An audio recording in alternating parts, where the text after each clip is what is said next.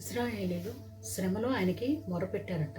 అప్పుడు ఆయన ఏం చేశారు? శ్రమలో నుంచి వారిని విడిపించారంట. నేను ఒక సాక్ష్యం విన్నాను. ఏంటంటే ఆయన చాలా ధనవంతుడు. అయితే ఒకనొక టైంలో మొత్తాన్ని కోల్పోయాడు అనమాట. ఆ కోల్పోవడం ద్వారా ఎవరో దేవుని సువార్త ఆయన దాకా వచ్చింది. ఆ తర్వాత ఆయన దేవుని తెలుసుకున్నాక ఆయన పోగొట్టుకున్నదంతా దేవుడు ఇచ్చారనమాట. గుర్తునే ఇచ్చారండి దేవుడు. మనం ఆయన చెప్పినట్టు వింటేనే. ఎలా అంటున్నాడు? నేను నీ ఆజ్ఞలను గైకొన్నట్లు శ్రమ నుండి ఇండుట నాకు మేలైంది. ఆయన ఆజ్ఞలనట మనం గైకొనాలి అనంటే శ్రమ ఉందనట. శ్రమ లేకుండా మనం ఆయన ఆజ్ఞలను గైకొనలేం. ఆయనకి విధేయత మనము చూపించలేము. విధేయత అంటే ఎలాగో చూపిస్తాం మనం? ఎవరన్నా మనల్ని ఏమన్నా దూషణ మాటలు కానీ ఇలాంటి మాటల చేత మనల్ని బాధ పెట్టిన, అంటే కత్తిపోటు వంటి మాటల చేత మనల్ని బాధ పెట్టిన, మనం నోరు మూసుకొని ఉంటాయి. అదే దేవునికి విధేయత మనం చూపించినట్లు.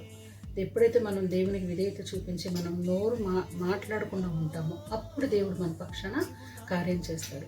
అప్పుడు మనకి ఇచ్చే ప్రతిఫలం మనకి ఇస్తాడు దేవుడు. ఎలా అంటే వారికి బుద్ధి చెప్తారు, మనకి బ్లెస్సింగ్ ఇస్తారనమాట.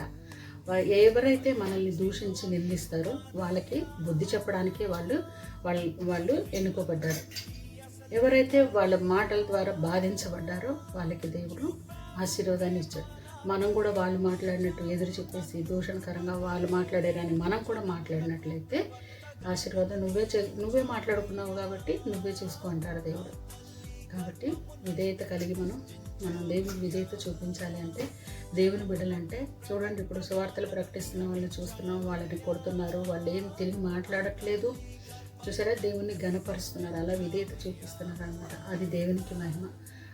కాబట్టి మనం దేవుణ్ణి మహిమపరిచే విధంగా దేవునికి లోబడి విధేయత చూపించే వరకు ముందుకు సాగుదాం.